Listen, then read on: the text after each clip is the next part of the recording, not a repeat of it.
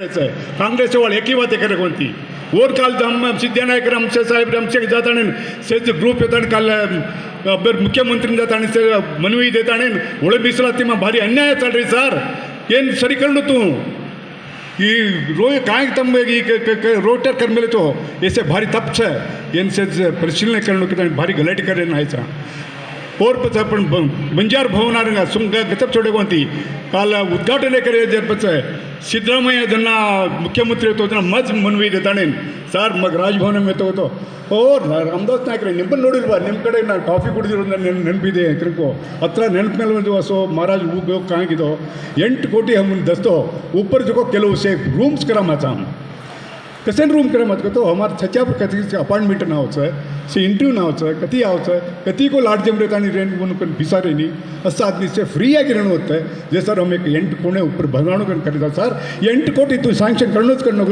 ನೀವು ಸಿದ್ದನಾಯಕರು ಬನ್ರಿ ಬಜೆಟ್ ಟೈಮ್ನಲ್ಲಿ ನಾನು ಖಂಡಿತ ಮಾಡ್ಕೊಡ್ತೀನಿ कि हम दो जो हसो नुग्गेचा अंगत ಒಂದಾಡ विधानसभा वो सज्ज भरारे होता है दो नुग्गन काय किदे लेन दाखतो ही देगरोच होतं सिद्धरामಯ್ಯ अत्र और PSC काय को सनी को PSC करता आणि 2 जाताणे मनवी देतागा और पर करारेचा 8 कोटी से जी करस्पॉन्डेंस चालरीचं आहे और चालरीच को ही गतबत पिसा चेकन गत मिलसांडेचं काल फरन जी शिवकुमार कन जाताणे वादे करताणे 8 कोटी करणूच सारखं तक्षण लखनऊ सरतो होतं लकायचा लखन करायचा एक 8 रूम आहे बदामाचा भारी काय को आचो करणू केन और अडीमा ये काय घटका किदेचा हमार सहकार आता म्हणून सच्च कुसंकरण तो तम काय संघ पदाधिकारीಗಳು ಸೇರ್ಸದೆ ಅಬ್ಬೋ ಚಂದ್ರನಾಯಕ್ ಅಬ್ಬ ಭಾರಿ ಆಚೆ ಕೆವೋ से भारी नोती वातिकिदेवो थोडेती काय चालीचं कू डेव्हलपमेंट करणं काय करणं कुंगरेणो आपण कधी भावने ती अनुभवचदे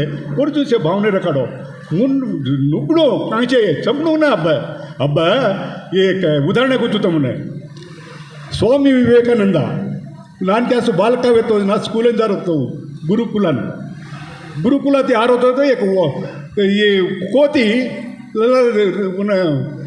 ಓಡಿಸ್ಕೊಂಡು ಬಂದುಬಿಡ್ತು ಕೋತಿ ಕನ್ನಡ ಕೂಚು ಓಡಿಸ್ಕೊಂಡು ಬಂದಾಗ ಅವನು ಕೋತಿ ಬಂದುಬಿಡ್ತು ಅಂತ ಓಡ ಆ ಕೋತಿ ಜೊತೆಗೆ ಒಂದು 24 ಕೋತಿಗಳು ಸೇರ್ಕೊಂಡ್ಬಿಟ್ಟು ಅವನು ತೀರಾ ಹೆದರ್ಕೊಂಡು ಕೊಡ್ತಿದ್ದ ಎದುರಿಗೆ ಗುರುಗಳು ಬಂದ್ರಂತೆ ಏ ನರೇಂದ್ರ ಯಾಕೋ ಓಡ್ತಿದೀಯಾ ಅಂದರೆ ಕೋತಿಗಳು ಅಟ್ಟಿಸ್ಕೊಂಡು ಬಂದವೆ ನೋಡು ನೀನು ಹಿಂಗೆ ಓಡಿದ್ರೆ ಹಂಗೆ ಓಡಿಸ್ತಾವೆ ಹಿಂದೆನೇ ಬರ್ತಾವೆ ನಿನ್ನ ತೊಂದರೆ ಕೊಡ್ತವೆ ನೀನೇನು ಮಾಡಬೇಕಂದ್ರೆ ಹಿಂದಕ್ಕೆ ತಿರುಗಿ ನೋಡ್ಸಲ್ಲ ಒಂದ್ಸಲ ನೋಡಬೇಕು ಎಟ್ಟಿಸಿ ನೋಡ್ಬೇಕು ಹೀಗೆ ಒಂದ್ಸಲ ನೋಡು ನೀನು ಓಡೋ ಹೋಗ್ತಾವೆ ಅವ್ರನ್ನ ಆ ನರೇಂದ್ರ ಅವಾಗ ಹಿಂದ್ಗಡೆ ತಿರುಗಿ ದಿಟ್ಟಿಸಿ ನೋಡಿದಾಗ ಒಂದು ಕೋತಿ ಹಿಂಗೆ ಆ ಕಡೆ ಹೋಯ್ತು ಆ ಕೋತಿ ಜೊತೆಗೆ ಎಲ್ಲ ಕೋತಿಗಳು ಹೋಗ್ಬಿಟ್ಟು ನಾನು ಈ ಎಕ್ಸಾಂಪಲ್ ಯಾಕೆ ಹೇಳ್ತೀನಿ ಅಂದರೆ ದಿಟ್ಟಿಸಿ ನೋಡಬೇಕು ಹೋರಾಟ ಮಾಡಬೇಕು ಹುಲಿ ಸಿಂಹಗಳಂತೆ ನಾವು ಬಲಿ ತಗೋಬೇಕು ಕುರಿ ಕೋಳಿಯಂತೆ ನಾವು ಬಲಿಯಾಗಬಾರ್ದು ಜನಗಳಿಗೆ ಅಷ್ಟು ಜೋರಾಗಿ ಗಟ್ಟಿಯಾಗಿರಬೇಕು ಆವಾಗಲೇ ನಾವು ಬಂಜಾರದಲ್ಲಿ ಹುಟ್ಟಿದ್ದಕ್ಕೆ ಸಾರ್ಥಕ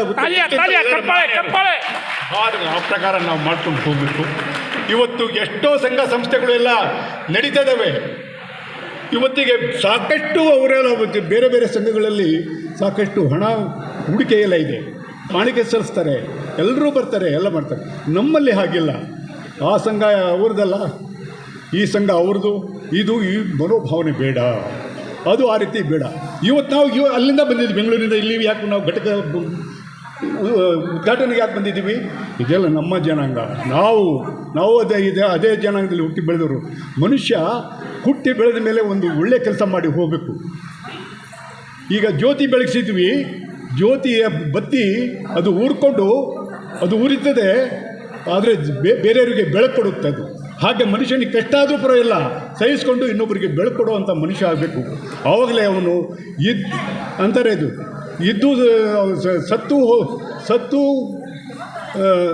ಅಲ್ಲ ಇದ್ದು ಸತ್ತವನು ಸತ್ತು ಬದುಕಿದವನು ಅಂತ ಹೇಳ್ತಾರೆ ಹಾಗೆ ಇದ್ದು ಸತ್ತವನು ಸತ್ತು ಬದುಕಿದವನು ಅಂದರೆ ಇದ್ದು ಸತ್ತವನು ಅಂದರೆ ಅವನು ಏನೂ ಪ್ರಯೋಜನ ಇಲ್ಲದಂಗೆ ಸಮಾಜಕ್ಕೆ ಏನು ಮಾಡಲಿಲ್ಲ ಅಂದರೆ ಅವನು ಇದ್ದರೂ ಅಷ್ಟೇ ಸತ್ರೂ ಅಷ್ಟೇ ಅನ್ನೋ ಮಟ್ಟ ಒಂದು ಅದೇ ಆ ಮನುಷ್ಯ ಸಮಾಜಕ್ಕಾಗಿ ತನ್ನ ಹೆಚ್ಚಿನ ಕಾಳಜಿ ವಹಿಸಿ ಕೆಲಸ ಮಾಡಿದರೆ ಅವನು ಎಲ್ಲ ಸಮಾಜದಲ್ಲಿ ಅವನ ಜೀವನ ಇನ್ನೂ ಉಳಿದಿದೆ ಜೀವನಾಂಶ ಇದೆ ಅಂತಂದ್ಬಿಟ್ಟು ಅನ್ಕೋಬೇಕು. ಅಂಥ ಒಂದು ಶಕ್ತಿ ನಮ್ಮಲ್ಲಿ ಇದೆ. ಅದು ಆ ರೀತಿ ನೀವು ಎಲ್ಲ ಮಾಡ್ಕೊಂಡು ಇವತ್ತು ಸಂಘ ಸಂಸ್ಥೆಗಳೆಲ್ಲ ಮಾಡಿದ್ದೀವಿ. ಈ ಸಂಘಕ್ಕೆ ನಾವು ನಮ್ಮ ಸಂಘದಿಂದ ಸಾಕಷ್ಟು ನಾವು ಇದ್ವಿ. ಇವತ್ತು ನಾವು ಒಂದು ಬಂಜಾರ ಭವನ ಕಟ್ಟಿದ್ದೀವಿ ಅಂದರೆ ಅಷ್ಟು ಸುಲಭವಲ್ಲ. 40 ವರ್ಷಗಳ ಹಿಂದೆ ಆ ಸಂಘಕ್ಕೆ ಒಂದು ನಿವೇಶನ ಜಾರಿಯಾಗಿತ್ತು. ಆ ನಿವೇಶನಲ್ಲಿ ಇವತ್ತೇನು ಬಂಜಾರ ಭವನ ಕಟ್ಟಿದ್ದೀವಿ, ಆ ನಿವೇಶನ ಅದನ್ನು 30 ವರ್ಷ ಲೀಸ್ ಮೇಲೆ ಕೊಟ್ಟಿದ್ದರು. ಆ ಲೀಸ್ ಪೀರಿಯಡ್ ಮುಗೀತು, ವಾಪಸ್ ಕಸ್ಕೊಂಡ್ಬಿಟ್ರು ಸರ್ಕಾರ. ಬೇರೆಯವರಿಗೆ ಬಾಬು ಜಗಜೀವನರಾವ್ ಅವರ ಒಂದು ಇದು ಭವನ ಕಟ್ಟಬೇಕು ಅಂತ ಹೇಳ್ಬಿಟ್ಟು ಅದಕ್ಕೆ ಯೋಚನೆ ಮಾಡ್ತು. ಆವಾಗ ಆ ವಿಷಯ ತಿಳ್ಕೊಂಡು ನಾವು ಸಿದ್ದನಾಯಕರು ನಾವೆಲ್ಲ ಒಂದು BT ಲಲಿತಾ ನಾಯಕರವರ ಅಧ್ಯಕ್ಷರಾಗಿದ್ದರು. ನಾವೆಲ್ಲ ಹೋರಾಟ ಮಾಡಿದ್ವಿ. ಸಾಧ್ಯ ಇಲ್ಲ, ನಾವು ಬಿಟ್ಕೊಡ್ಲಿಕ್ಕೆ ಸಾಧ್ಯ ಇಲ್ಲ ಅಂತೇಳ್ಬಿಟ್ಟು ಹೋಗಿವಿ. ಸುಮಾರು 6 ತಿಂಗಳು ನಾವು ಅದನ್ನು ವಾಪಸ್ ಪಡೀಲಿಕ್ಕೆ ಪ್ರಯತ್ನ ಮಾಡಿದ್ದೀವಿ. 6 ತಿಂಗಳು ಇಷ್ಟಂದರೆ ಎಲ್ಲ ಮಿನಿಸ್ಟ್ರುಗಳ ಬಾಗಿಲಿಗೆ ಹೋಗಿದ್ದೀವಿ. CM ಮನೆಗೆ 7 ಗಂಟೆಗೆ ಬೆಳಗ್ಗೆ ಎದ್ದು ಅವ್ರ ಮನೆ ಮುಂದೆ ಕುಂತ್ಕೊಂಡಿದ್ದೀವಿ. ಇಷ್ಟೆಲ್ಲ ಮಾಡಿ ಅದನ್ನು 30 ವರ್ಷಕ್ಕೆ ಲೀಸ್ ತೊಗೊಂಡ್ವಿ. ನಾವು ತೊಗೊಂಡು ಇವತ್ತು ಆ ಭವನ ಕಟ್ಟಲಿಕ್ಕೆ ಏನು ಮಾಡಬೇಕು, ಮತ್ತೆ ಯಡಿಯೂರಪ್ಪವ್ರ ಗಂಟು ಬಿದ್ವಿ. ಹೋಗ್ಬಿಟ್ಟು ಸ್ವಾಮಿ ಇಷ್ಟೆಲ್ಲ ಮಾಡಿದ್ದೀರಿ, ನಿಮ್ಮ ಕೈಯಿಂದಲೇ ಒಂದು ಉದ್ಘಾಟನೆ ಆಗಬೇಕು, ಬಂಜಾರ ಭವನ ಆಗಬೇಕು, ದುಡ್ಡು ಸ್ಯಾಂಕ್ಷನ್ ಮಾಡಿಕೊಡಿದ್ವಿ. ಆಯಿತು 5 ಕೋಟಿ ನಿಮಗೆ ಕೊಡ್ತೀವಿ ಹೋಗಿ ಅಂತಬಿಟ್ಟು 5 ಕೋಟಿ ತಕ್ಷಣವೇ ಸ್ಯಾಂಕ್ಷನ್ ಮಾಡಿದರು. ಅದನ್ನು ರಾತ್ರಿ 11 ಗಂಟೆವರೆಗೂ ನಾವು ಅವರೆಲ್ಲ ಕುಂತ್ಕೊಂಡು ಆರ್ಡ್ರ್ ಮಾಡಿಸಿ ಆರ್ಡ್ರ್ ತೊಗೊಂಡು ಹೋಗ್ಬಿಟ್ಟು ತಕ್ಷಣ ಅದನ್ನು ಪ್ರಾರಂಭ ಮಾಡಿಸಿದ್ವಿ. ಇವತ್ತು ಸುಂದರವಾದ ಭವನ ಆಗಿದೆ. ಇವತ್ತು ಭವನ ಆಗಲಿಕ್ಕೆ ಸುಮ್ಮನೆ ಅಲ್ಲ, ಭಾಳ ಕಷ್ಟಪಟ್ಟಿದ್ವಿ. ಒಬ್ಬ ಬೇರೆ ಹೇಳಬಾರ್ದು, ಬೇರೆ ಜನಾಂಗದ ಒಬ್ಬ ಅಧಿಕಾರಿ CM ಬರೆದಿದ್ದ ಆರ್ಡ್ರನ್ನೆಲ್ಲ ಒಳಗಿಟ್ಕೊಂಡ್ಬಿಟ್ಟಿದ್ದ, ಇದು ಮಾಡಲಿಕ್ಕಾಗಲ್ಲ ಅಂಥೇಳಿ. ಕೊನೆಗೆ ನಾನು ಅವರು ಹೋದಾಗ ಒಂದು ಮಾತು ಹೇಳಿದೆ, ಕಡತ ಎಲ್ಲಿದೆ ಹೇಳಿ, ನಾನು ಇಲ್ಲಿ ಸರ್ಕಾರ ಸಚಿವಾಲಯದಲ್ಲಿ ಕೆಲಸ ಮಾಡಿರೋನು, ಬಚ್ಕೊಂಡು ಒಬ್ಬ CM ಕೊಟ್ಟಿರೋ ಆರ್ಡ್ರನ್ನ ನೀವು ಬಚ್ಚಿಟ್ಟಿದ್ದೀರಿ, ನಿಮ್ಮ ಅಪ್ಪನ ಆಸ್ತಿ ಅಂತ ಇಟ್ಕೊಂಡಿದ್ರ, ತೆಗೀರಿ ಫೈಲು ಅಂತ ಸೆಕ್ರೆಟ್ರಿಗೆ ಹೇಳಿದಾಗ ಸೆಕ್ರೆಟ್ರಿ ಅಂತಾರೆ, ಅಲ್ರಿ ನೀವೊಬ್ಬ ಒಳ್ಳೆಯ ಅಧಿಕಾರಿಯಾಗಿ ನೀವು ಸರ್ಕಾರದಲ್ಲಿ ಕೆಲಸ ಮಾಡಿರೋರು ನನಗೆ ಏಕವಚನದಲ್ಲಿ ಮಾತಾಡಿಬಿಟ್ರಲ್ಲ, ಭಾಳ ನೋವಾಯ್ತು ನನಗೆ. ಸರ್ ನಾವೆಷ್ಟು ನೋವು ಪಡ್ತಾಯಿದ್ದೀವಿ, ನಾವಲ್ಲ ಸರ್, ಇಡೀ ನಮ್ಮ ಬಂಜಾರ ಜನಾಂಗ ಎಲ್ಲ ನೋವು ಪಡ್ತಾಯಿದೆ ನೀವು ಮಾಡ್ತಾಯಿರೋ ಕೆಲಸಕ್ಕೆ. ಆ ಫೈಲ್ ಯಾಕೆ ಇಟ್ಕೊಂಡಿದ್ರಿ, ಕ್ಯಾಬಿನೆಟ್ ಯಾಕೆ ಕಳಿಸಿಲ್ಲ ನೀವು, CM ಬರೆದಿದ್ದನ್ನು ನೀವು ಓವರ್ಲುಕ್ ಮಾಡಿದ್ದೀರಾ, ಸರಿ ಕರೀರಿ ಅವನ್ನ ಬರ ಎಲ್ಲಿ ಸೇಮ್ ಲೆಟರ್ ಇದೆ ಅಂತ ಕೊಟ್ಟರೆ 3 ತಿಂಗಳಾಗಿದೆ ಲೆಟ್ರ್ ನನಗೆ ಇಟ್ಕೊಂಡಿದ್ದಾನೆ ಅವನು.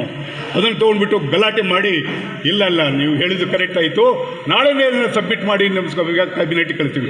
ಕ್ಯಾಬಿನೆಟಿಗೆ ಕಳಿಸಿದ ಕೂಡಲೇ ಅಲ್ಲಿ ನಮ್ಮ ಸ್ನೇಹಿತರು ಶರಣಪ್ಪ ಅಂತಿದ್ರು, ನಾವಿಬ್ಬರು ಹೋಗ್ಬಿಟ್ಟು ಅದನ್ನು ಮಾಡಿ ನಾವು ಕಳಿಸಿದ್ವಿ.